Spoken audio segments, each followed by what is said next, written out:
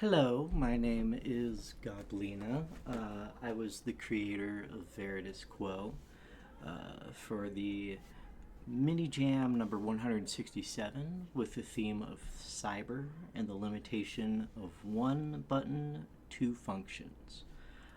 This is a bit of a postpartum on the creation of the game, how I feel it went, things I maybe would have done differently. Um, yeah, let's just get into it here. Um, First thing I want to talk about is just the core idea of the game. Very much heavily shaped by and this is a game page in the background, very much heavily shaped by the theme, which is cyber, and then the limitation, which is one button, as I said, one button, two functions. So I'm gonna show you guys the very first level here, possibly the second. I might die a few times on the second because I'm not very good at my own game. I have beaten it. It took me a while. Um, no sound at the moment because I'm recording something.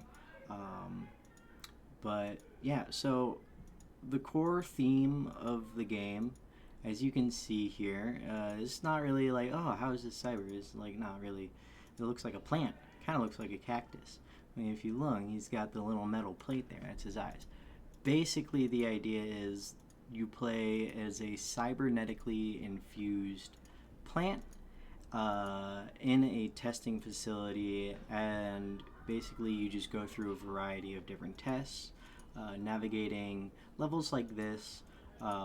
Later levels have different obstacles. Currently, there are two obstacles, and we'll get more into that later. Oh,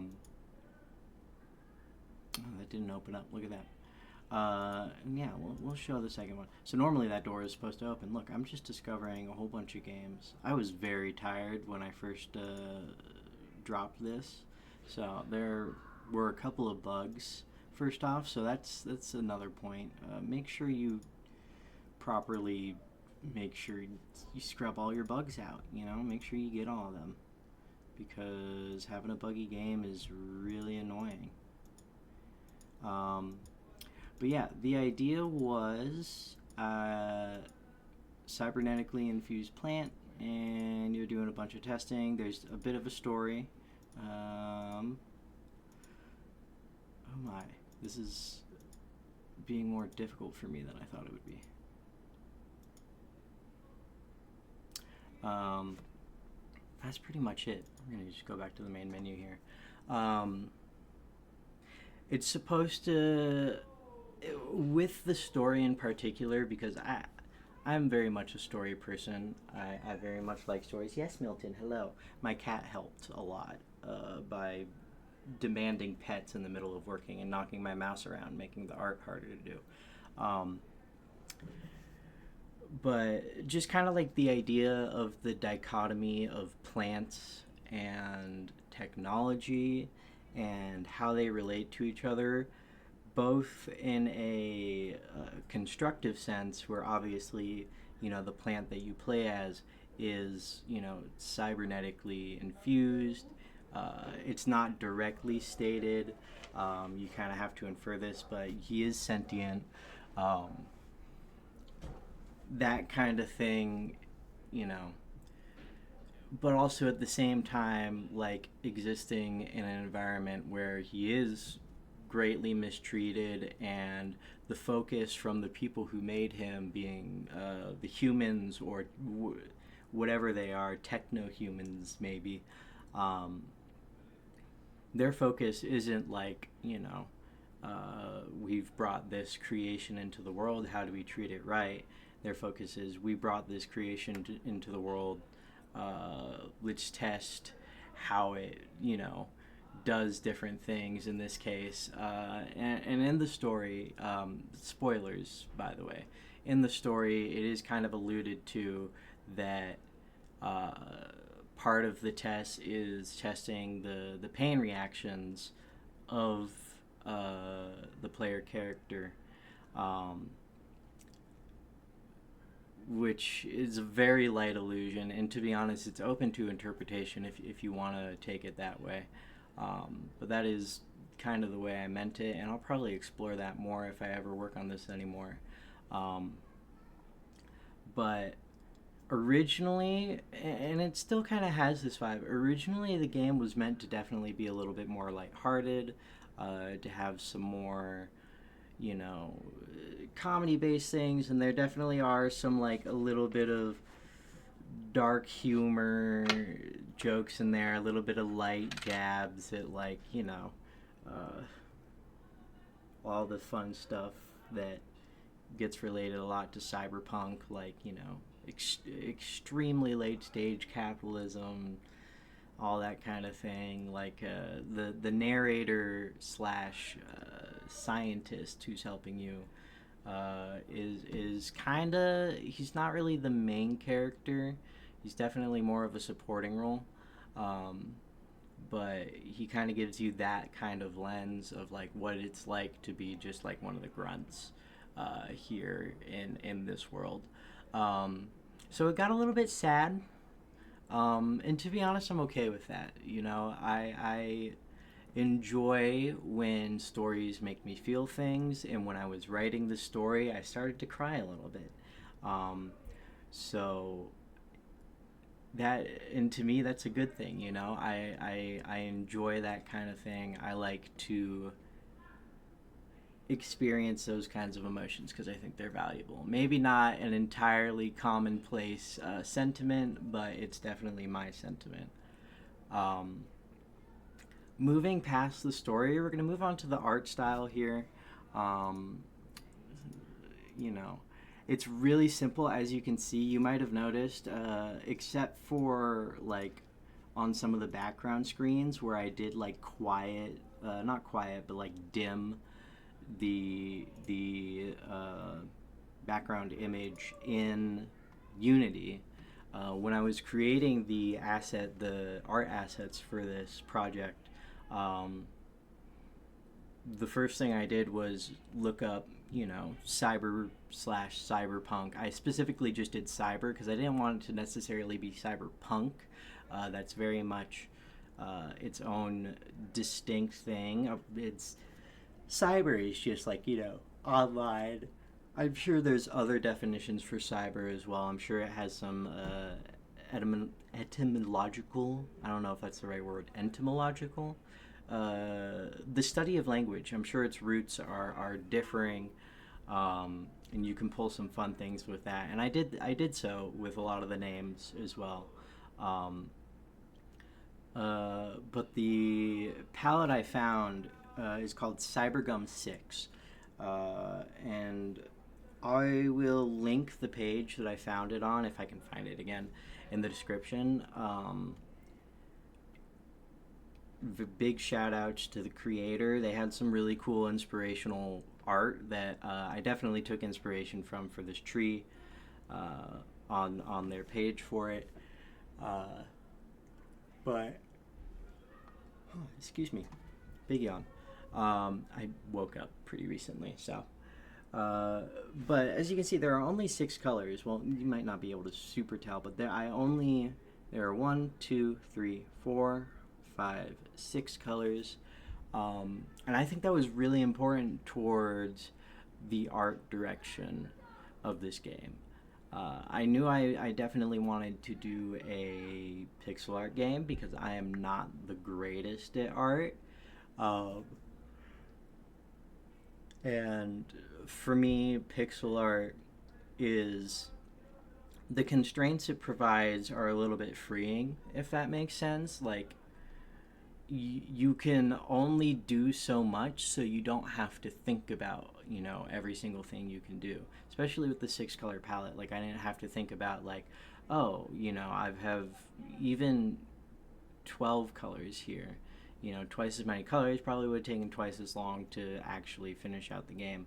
Maybe it would look twice as good, but I doubt that. I think the art style really turned out well, and it's something that I am actually really proud of, probably the most proud of for this game.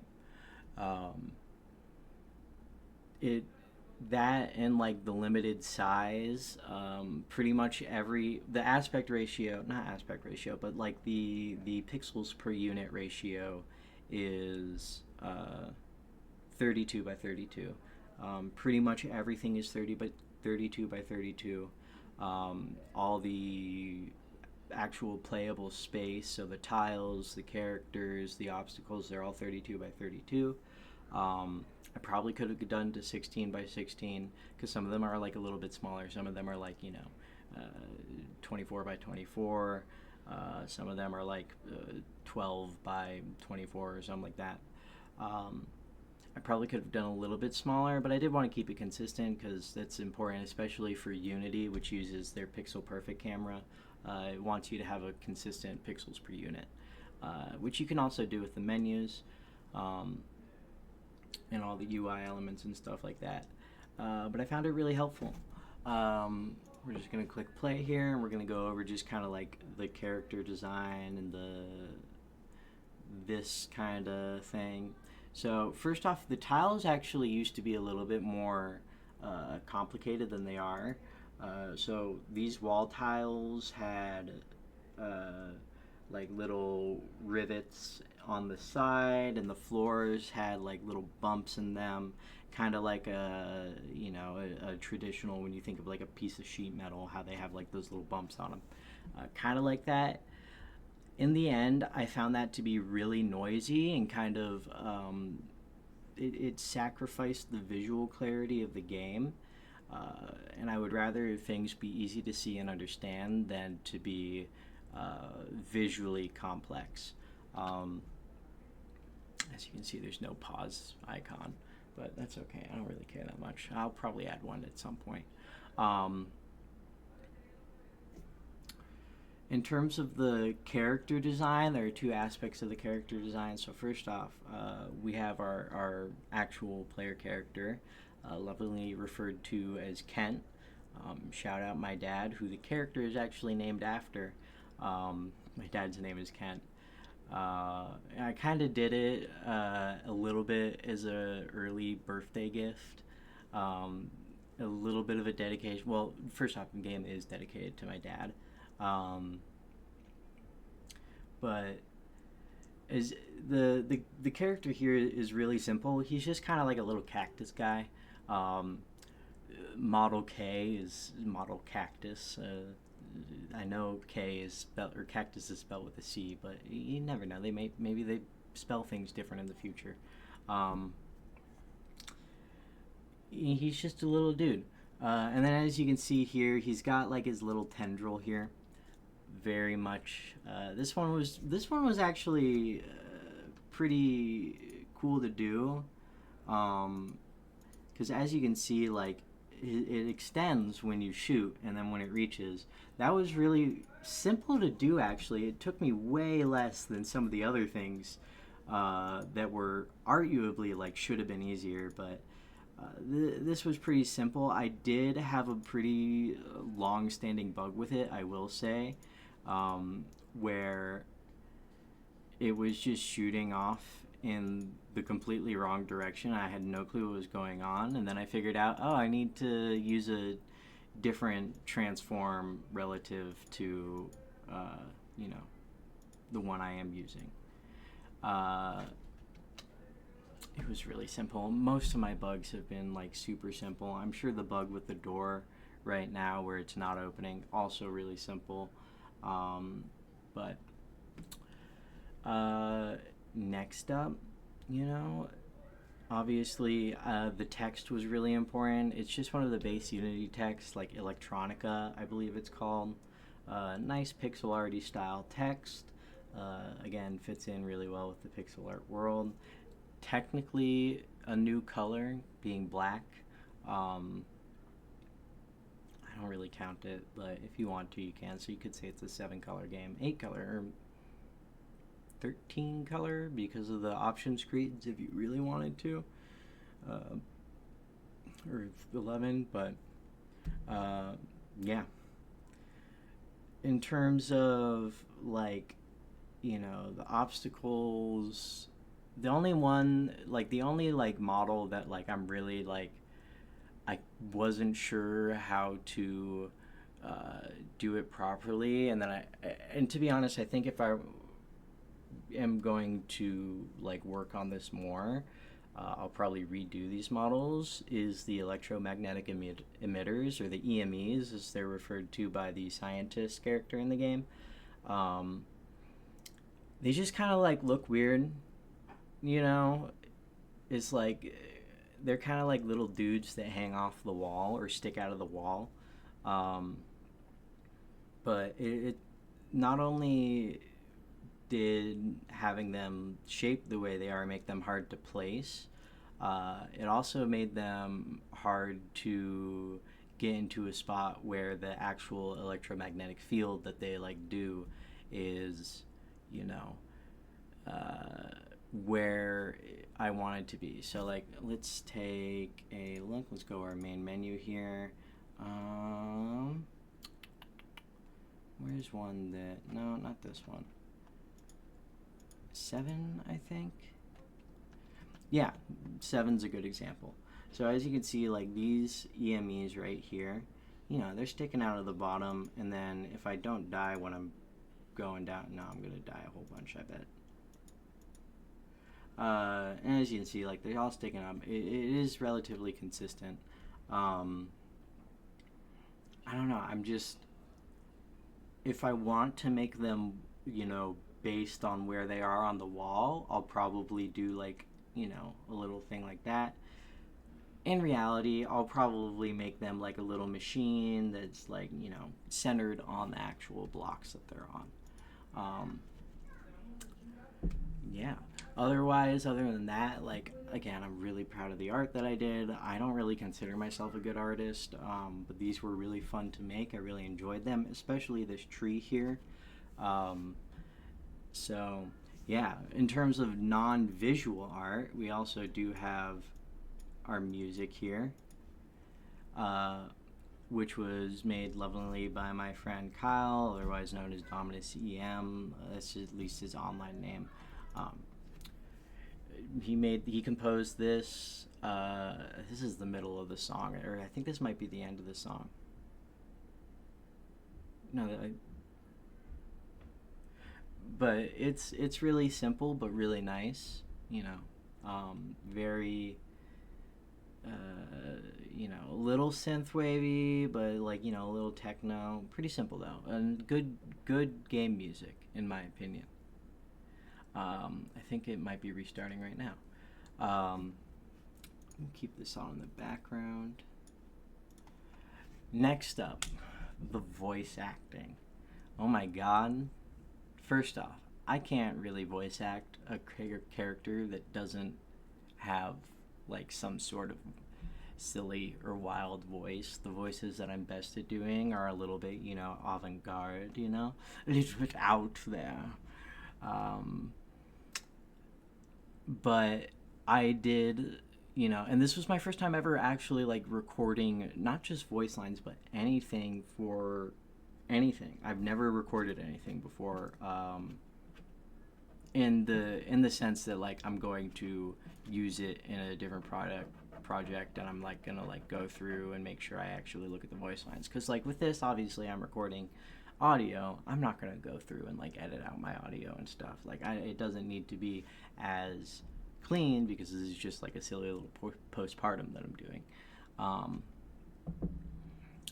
so in terms of like technical difficulty, definitely the voice recording was the most a frustrating, and b like I just didn't know what I was doing. It was my first time doing it, so I had to learn.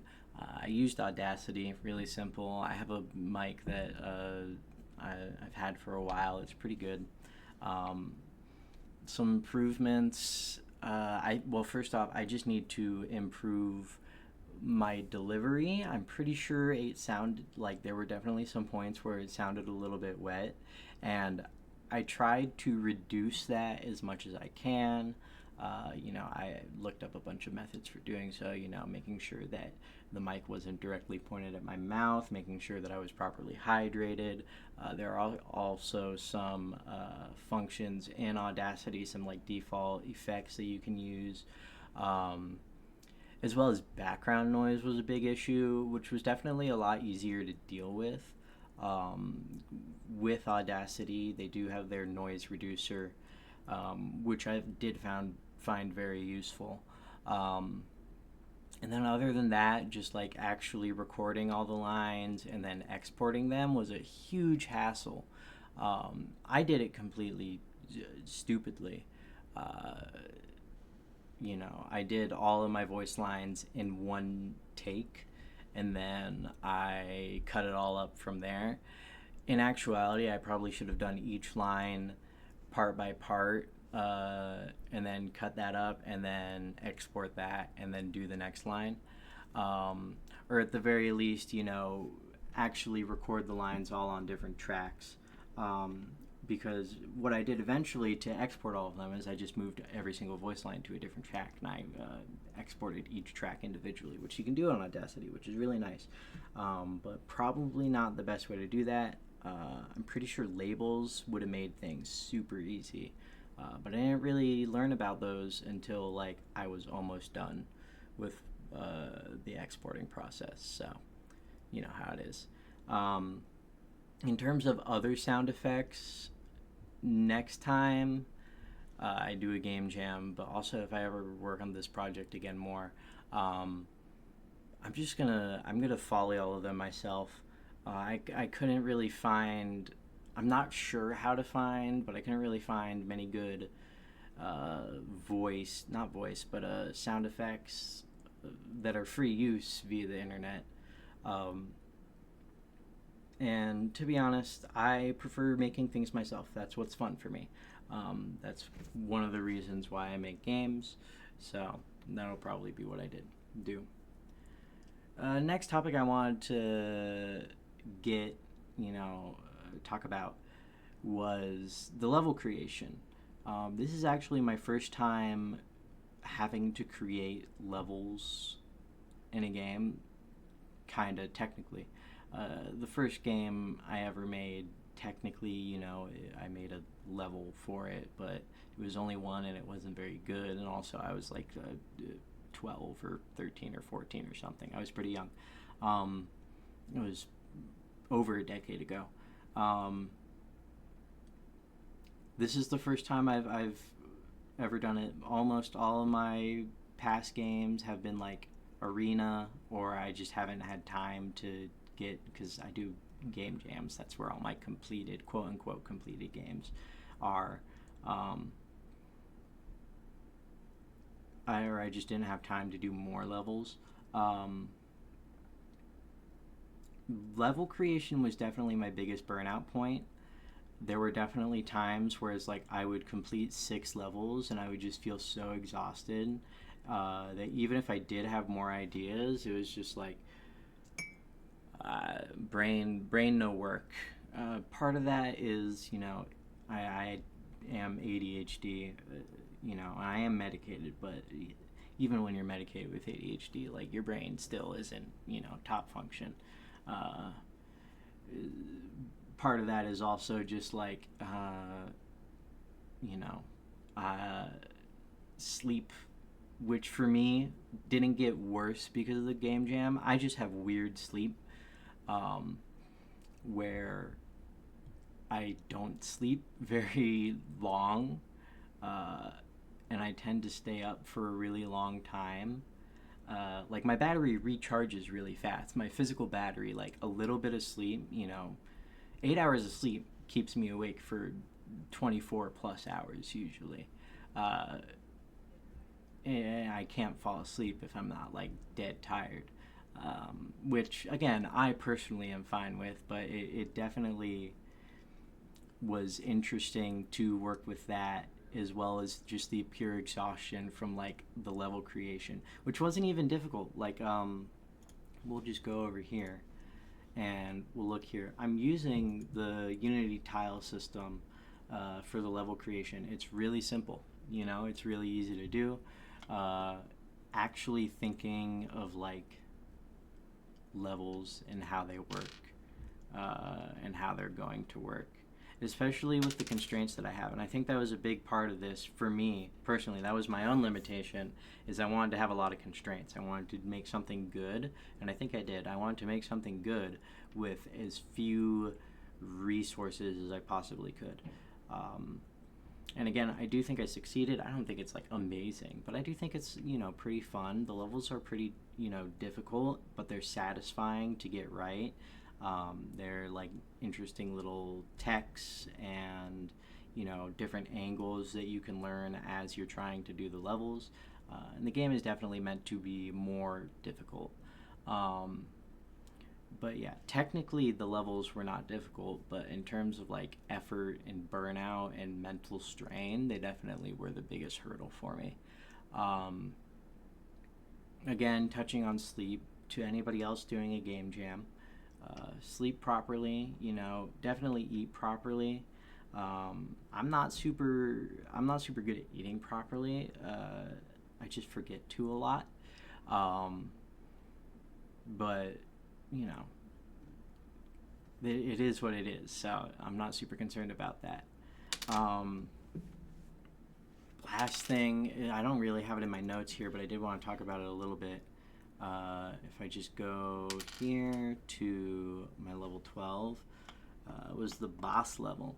The boss level was implemented and I always had an intention to implement it for the game jam, but I didn't want to implement it at the expense of finishing the rest of the game. It was more important to me that I completed the levels 1 through 11 and the base game stuff to, uh, you know, than to finish the boss level. That being said, the boss level was done in the last 6 hours. Plenty of time to do it, to be honest. In terms of like the programming and the mechanics of the game, uh, I mean, it's all super simple. This is a really simple game mechanically and technically. Um, the biggest hurdle of this phase is I had not restarted Unity in a very long time, probably over a day. And that was causing it to take a good 45 seconds to a minute to compile domain every single time I made any single change. It was just really slow to work. I was like, damn, is my project like really like that bad? No, I just needed to restart Unity, and I really should have done that, and I probably would have been able to get a lot more done. But now that I know that that's what causes that, I know to restart Unity when I need to restart Unity. But the boss level was really fun. I've not really made like a boss with like phases before, so that was really fun to do. I'm not going to play it. You're going to have to play the game for yourself if you want to see the boss level.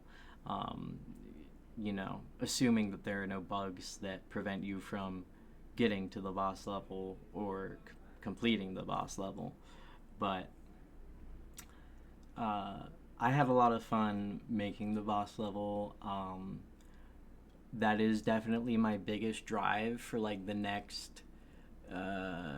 If I continue working on this game, which essentially I've completed Act 1 of the story. So in terms of story developments, there's definitely a lot more I can do.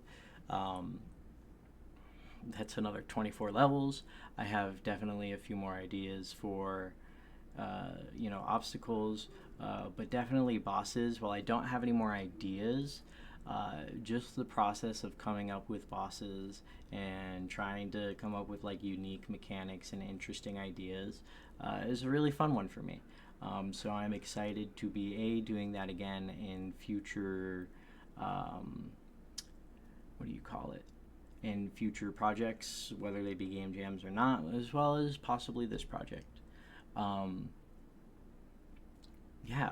Other than that, like what's next in terms of Veridis Quo? Which, by the way, let's talk about the name real quick. First off, yes, there is a Daft Punk song called Veridis Quo. um, which is part of what I'm referencing with the title. Um, Not entirely it. Uh, Veridis obviously has a pretty close relation to green, like Viridium, that kind of. Veridis might actually mean green in Greek. I'm not entirely sure. The information on this was not entirely comprehensive. Um, Veridis Quo itself is a bit of a play on words of like either like a place you're trying to go or like a scary place to go or a spooky place to go. A place you don't really want to go that's like maybe dangerous or like bad or something or that kind of thing. Which very much I feel like encapsulates the limitation of the game, which is the button at the end of the level. Because the limitation being one button, two functions, it takes form of the button at the end of the level, which allows you to actually complete the level by allowing you to go through the exit at the top. I really hope that you can't just. Okay, good. I didn't mean to quit there. We're gonna reload that.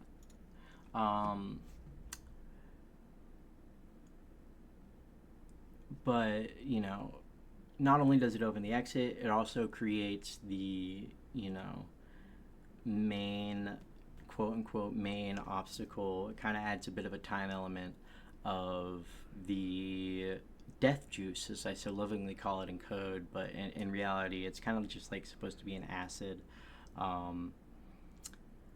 that chases the player up through the level, and if you go into the acid, you die. um, yeah. I forgot what I was saying about that. I don't know, but yeah, that's the limitation.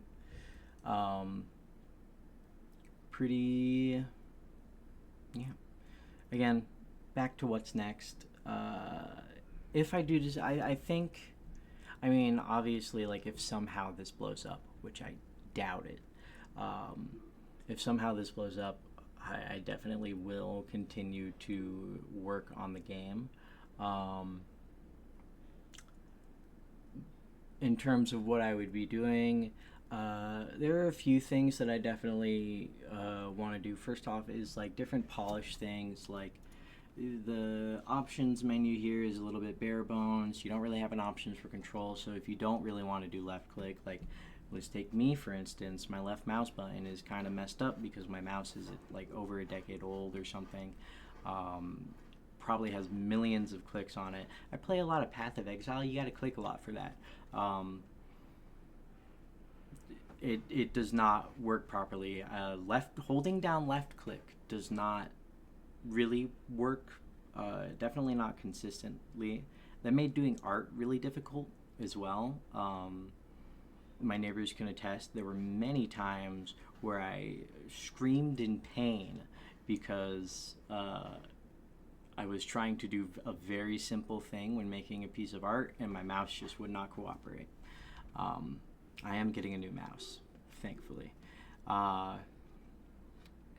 But, just quality of life things like that, like being able to change the controls, probably, a little bit more variety, and like I would not mind adding pictures of the levels here, or maybe like a level preview up here. I definitely need to make it so that you could only select a level when you've completed that level. Small, simple things like that. Getting different sound effects to A, actually sound good, and B, work.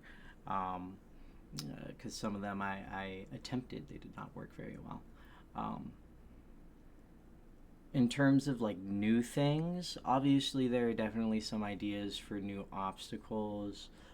Pretty simple idea is like the laser gate kind of deal, where it's like there's a gate in between two walls, and then sometimes it's activated, sometimes it's not. If you touch it while it's activated, you die, obviously. So you kind of like Got to wait for it to be unactivated, and then you can go through.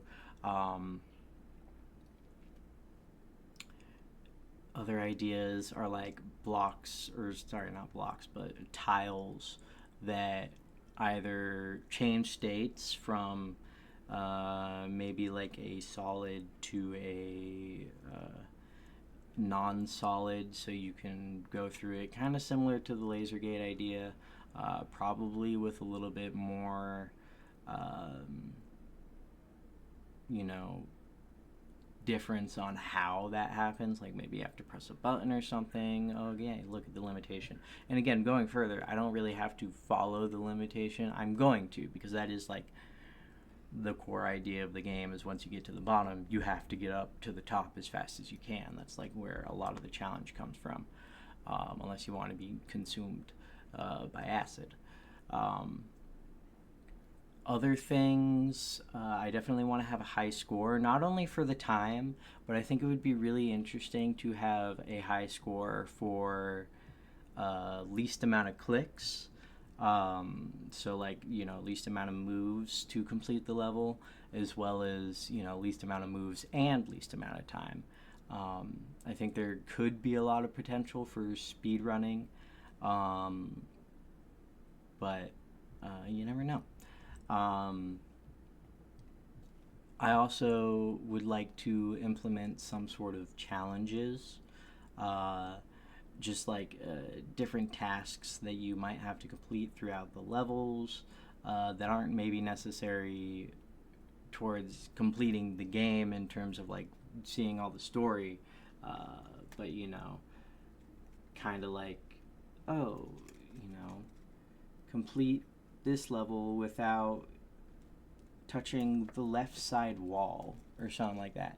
Just like simple little achievements to add a little bit more structure. Not structure, but like challenge, just like fun things to do. As well as level modifiers was something that I was really interested in looking at.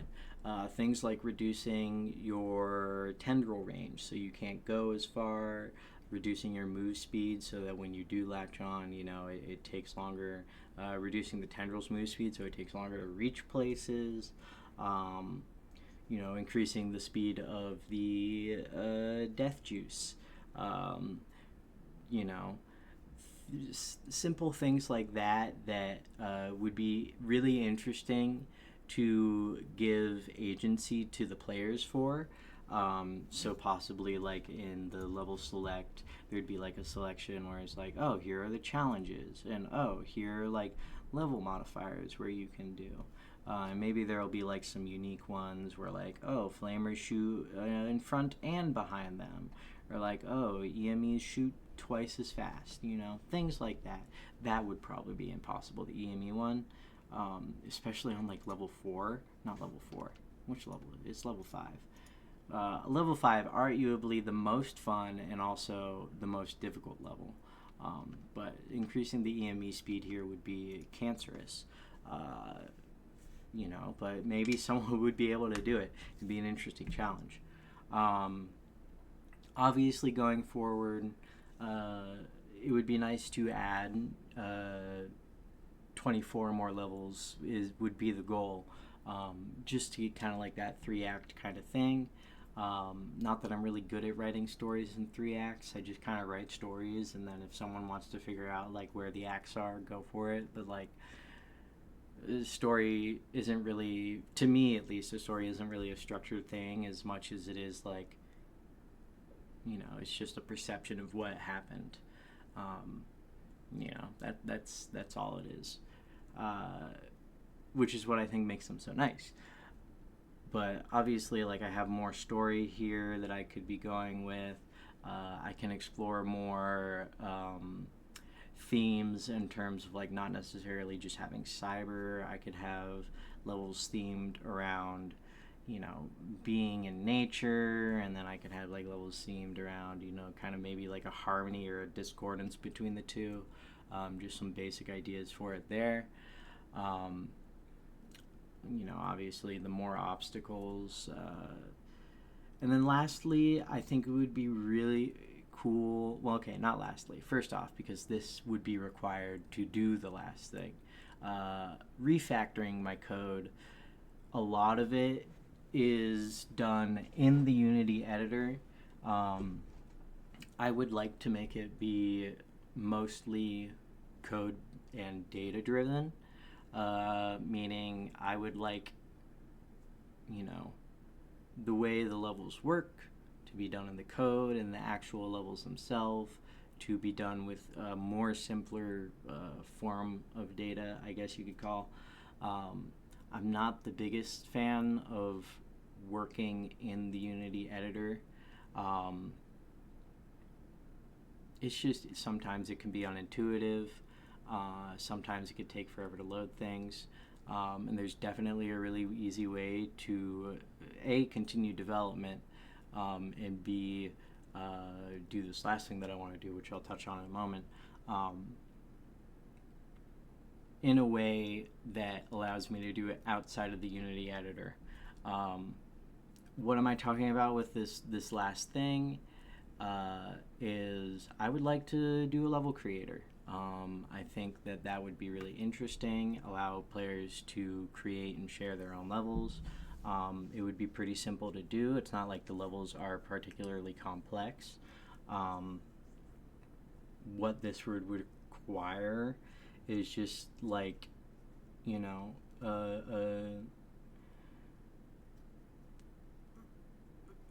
I would want to make my own way of handling level data, so like I would have like, instead of having options quit, or maybe instead of having level select, I don't know where I would put it, but I would have a button like create level, and then you go through, you create your level, you have like your things on the side, you can place your tiles, all that kind of thing. But at the end, you can export, and that would create, probably a JSON file, maybe some sort of text file, I'm not really sure, but some sort of file that you can either share with others. Maybe it'll be uploaded automatically. I don't really know how to do that, but I'm sure I could figure it out. That kind of thing. That would make player-created levels easier, but that would also make my own development of the game a lot easier. So that would be something I would be really interested in figuring out how to do. Yeah, that's pretty much all I got. If you somehow enjoyed this long, rambly 40-minute postpartum, which it seems all my YouTube videos will be, it's 40 minutes, feel free to promote me to the YouTube overlords with their fancy little buttons they got down below.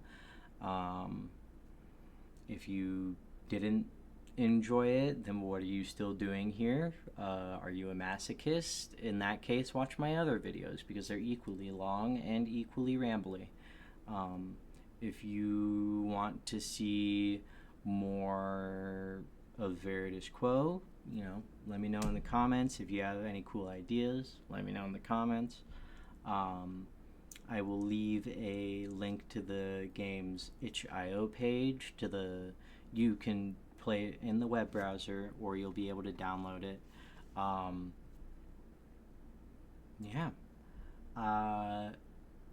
This has been Goblino. Thank you for watching, and I will see you guys later.